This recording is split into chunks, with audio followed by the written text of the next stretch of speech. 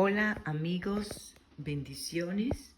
Este canal que sale por primera vez ha sido creado para cristianos y no cristianos, para todo aquel que se interese sobre la doctrina de Cristo y la proclamación del Evangelio. Todos los creyentes, niños, jóvenes, viejos, estamos llamados a predicar su Evangelio. Ya lo dijo el Señor en Marcos 16:15. Id por todo el mundo y predicar el Evangelio a toda criatura. El que creyere y fuere bautizado será salvo, y el que no creyere será condenado. Es una orden. Dice id, que de por sí ya es un mandato, es una orden. Es un enunciado imperativo: id por todo el mundo y predicar el Evangelio a toda criatura. El que creyere y fuere bautizado será salvo, mas el que no creyere será condenado. Así que la proclamación del Evangelio es para todos y es una orden, ¿sí? Como aportación de nuestro granito de arena que tenemos que hacer todos los creyentes, porque los tiempos son últimos ya. Somos casi la última generación y la perdición de las almas será demandada de las manos de los creyentes, de nuestras manos, ¿sí? Ya lo dice en Ezequiel también, cuando el Señor te ordene ir y predicar al impío, ve y hazlo. Eh, si aquel impío creyó, bueno, entonces, qué bueno, ¿no? Él se salvará, pero si no creyere, él morirá por su maldad, pero tú, de tu mano, el Señor no va a demandar esa alma. Por eso es que es peligroso muchas veces ser creyentes de la secreta, ¿no? Tenemos que predicar el Evangelio porque hay personas que ni siquiera, que en ocasiones no le hablan ni a siquiera a su familia, a sus papás, ¿no? A sus hermanos, por temor al qué dirán. La samaritana, por ejemplo, lo vemos en la Biblia. La samaritana no necesitó tener un doctorado, ¿ah? Ni necesitó saber toda la Biblia, toda la palabra de Dios, de Moisés, el Pentateuco. No lo necesitó. Ella fue y predicó en Samaria, y toda esa región de Samaria se convirtió al Evangelio por una sola predicación, ¿no? Entonces no necesitas mucho, es una orden ya, y ya fue dada, tiempo pasado, ¿sí? Entonces, por eso te digo que tienes que predicar el Evangelio a como sea, no importa, ¿no? Si es que no fui llamado para la predicación, pero eso no es cierto. Aunque siempre pienso que todo lo que escuches deberás pasarlo por el filtro de la palabra, siempre. Porque muchas veces escuchamos cosas que no están dentro de la palabra, y la palabra tiene que ser nuestro filtro. Como hacían los de Berea, ¿no? En el libro de los Hechos, que investigaban todo lo que el apóstol Pablo les decía por medio de la palabra. Y la palabra, hermanos, es nuestro manual. Y por ello no estamos obligados a creer nada que no se encuentre escrito en la palabra, en las escrituras. Hoy quiero hablarles de la salvación. ¿Y por qué de ese tema? Ese tema es un tema primordial, porque si lo llegamos a entender en su plenitud, realmente de ahí en fuera, todo será realmente en avance para nosotros los creyentes. Si no lo entendemos, volveremos de donde salimos, ¿no? ¿Por qué tenemos que ser salvos? ¿O para qué tenemos que ser salvos? ¿Y de qué debemos ser salvos? Para ello es importante remontarnos a la historia, ¿no? Cuando no se conoce la historia, dicen que estamos destinados a repetirla. Porque si nos remontamos al tiempo de Adán y de Eva, que ellos dicen que pecaron por desobediencia, y el pecado entró en la sangre por generaciones hasta tu generación. Esta se fue de la sangre por generaciones hasta llegar a ti mismo.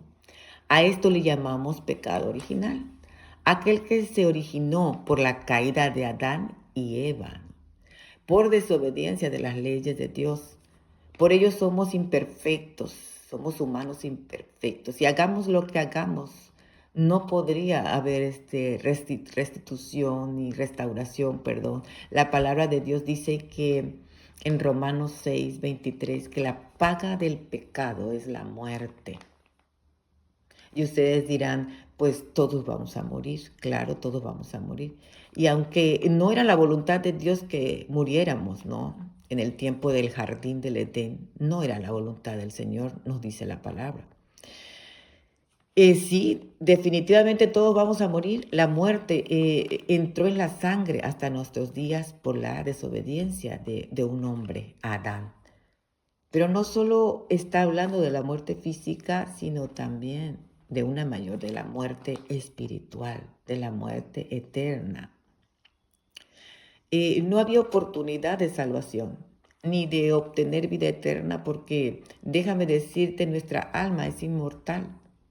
Tenemos tres partes: alma, espíritu y cuerpo. Y ella es inmortal. Dice que el espíritu viene, se va con Dios y el alma no muere jamás. Es como el alma de Dios, es inmortal, no es perecedera. Tiene dos destinos: castigo eterno o vida eterna, salvación o perdición. De ti depende saber qué es lo que quieres. Pero siguiendo la historia del antiguo Israel, la práctica de los rituales de sacrificios y ofrendas se hacía para perdón de los pecados, ¿no? Y cada año los israelitas, para ser perdonados, llevaban ofrendas.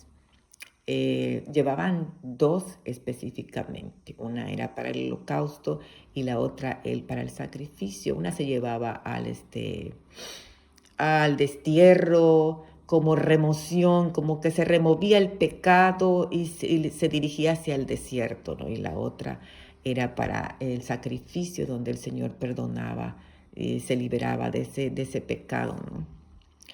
Y realmente nos dice la historia en el antiguo Israel que el Señor se cansó de eso, de ese sacrificio, de esos sacrificios, porque la palabra los sacrificios empezaron a cansarle a él, ¿sí? El Señor soberano Yahweh, Levítico 22 y Levítico 1 nos dice que no traerás animal con defecto físico.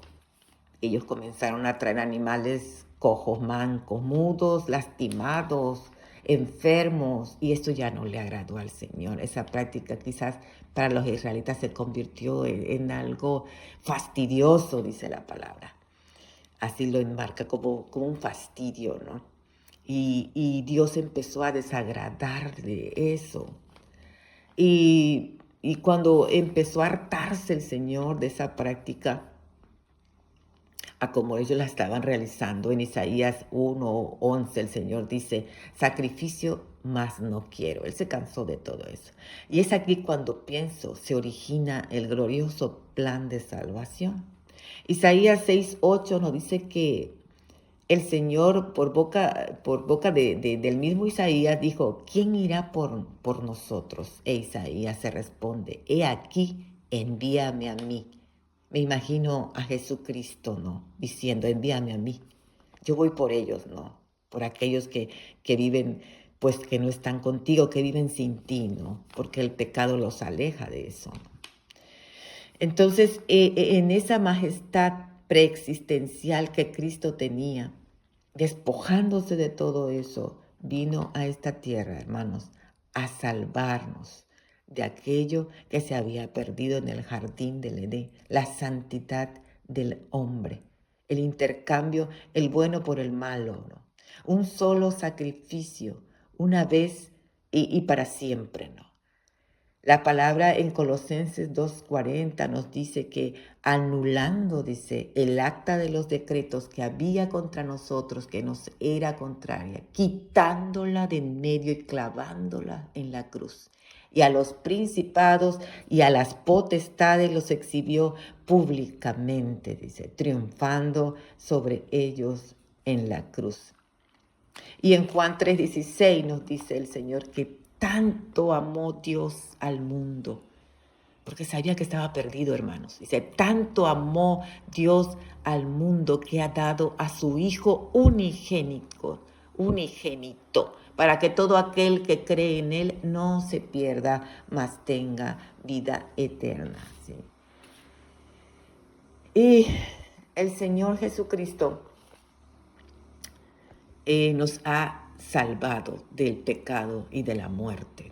Él es el único nombre, dice la palabra, dado a los hombres, por el cual pueda ser salvado. No hay otro nombre, no hay otro Dios, no hay otra deidad. Es el único nombre dado a los hombres, dice la palabra, por el cual podamos ser salvados. No creas en nadie más que en el unigénito Hijo de Dios que fue enviado por el Dios Yahweh, por Jehová, o como tú le quieras llamar, Yahvé, Jehová, Ja, poderoso Adonai, como tú le quieras llamar, como está escrito en la Biblia, porque tenemos que hablarle por los nombres que están escritos en la Biblia también. Y yo te quiero aquí realmente anunciar que solo por Él hay salvación, que no creas en nada, que no creas en nadie, que solo cree en la palabra. La palabra es nuestro manual de vida. Es el único fundamento legal que Dios entregó a los hombres. No entregó otro fundamento legal más que la palabra. Y en ella tenemos que tener nuestra vista, ¿no? Hacer como los de Berea, que los beranianos sabían que Pablo había sido un perseguidor de la iglesia. Pablo había arrasado con los cristianos y era difícil creerle, ¿no? Los había llevado con los leones, los metían en jaulas muchas veces, los quemaban vivos, arrasaban con ellos. Entonces, él había sido un perseguidor de la iglesia, de los cristianos, ¿no? Entonces dice que los de Berea, pues, no querían aceptar mucho su predicación, pero él sí. Ellos sí aceptaron su predicación, pero ellos tenían las escrituras en la mano. En ese tiempo no estaba el Nuevo Testamento, porque el Nuevo Testamento lo trajo Jesucristo, pero tenían el Pentateuco. Entonces ellos, dice que cuando Pedro hablaba, ellos todo lo buscaban en la Biblia. Ellos no se basaban solo por las palabras bonitas, aunque dice Pablo que él no iba con palabras bonitas, ¿no? Sino con temor y con temblor. Pero así debemos ser como los de Berea, indagar en las palabras, en la Biblia, en nuestro manual de vida, si es verdad o es mentira. Pasarlo todo por ese filtro, a ver dónde lo dice, en qué parte lo dice. No creas en nada, por eso es bueno no creer más que en Jesucristo. En ninguna deidad hay salvación, ni en una virgen, ni en un santo, en ninguna. María fue una grandiosa mujer que está en los cielos, una mujer escogida, una mujer única. Jamás habrá otra como ella, pero no se le puede pedir, porque ella no es omnisapiente, ni es omnipotente, ni es omnisciente. Ella tuvo un propósito divino gigante como lo tuvo el apóstol Pablo, como lo tuvo todo lo de Pedro, como lo tuvieron los apóstoles, los grandes hombres de la antigüedad, los grandes profetas, Isaías, Ezequiel, Jeremías. Pero no se les puede pedir a ellos porque ellos no te escuchan. El único que tiene omnipotencia, omnisapiencia, omnisciencia es Jesucristo y Dios, porque Él también es Dios vivo, ¿sí? El Dios que bajó, el Dios que estuvo entre nosotros, y es el único que Jehová de los ejércitos dejó para salvación de nosotros. Si te le creías, el que creyere y fuere bautizado será salvo, dice la palabra. Entonces yo te invito a creer solamente en Yahweh, en Jesucristo, en el Espíritu Santo, y pedirle a ellos porque ellos te pueden escuchar. Ellos están presentes, pero ninguna deidad está presente. Los únicos que pululan son los demonios. Ellos están presentes, ¿no? Y más cuando estás escuchando de la palabra. Ellos están presentes y el enemigo también puede hacer milagros. Porque esas vírgenes lloronas, esas vírgenes que, que, que han sido, que se aparecen, la aparición de la Virgen, es cosa del enemigo para distraerte de la verdadera adoración. Ahora quisiera hacer contigo una oración, si tú quisieras, para recibir al Señor, porque dice la palabra que con el corazón se cree para justicia, pero con la boca confesamos para salvación. Y búscalo en la palabra si no lo dice. Con el corazón se cree para justicia, pero con la boca confesamos para salvación. Tienes que confesarlo como tu Señor para que Él pueda entrar en ti, para que el Espíritu Santo pueda venir a ti dentro tuyo y empezar a cambiar y empezar a tener los dones y más que nada los frutos del Espíritu Santo para poder irte con el Señor Jesucristo. Yo te invito en esta hora entonces a hacer esta pequeña oración. Señor Jesucristo, hoy he comprendido lo que es la salvación. Y en este día, en esta hora, yo te acepto como mi Señor, como mi Salvador personal. Perdona mis pecados pasados, presentes y los que voy a cometer, los futuros.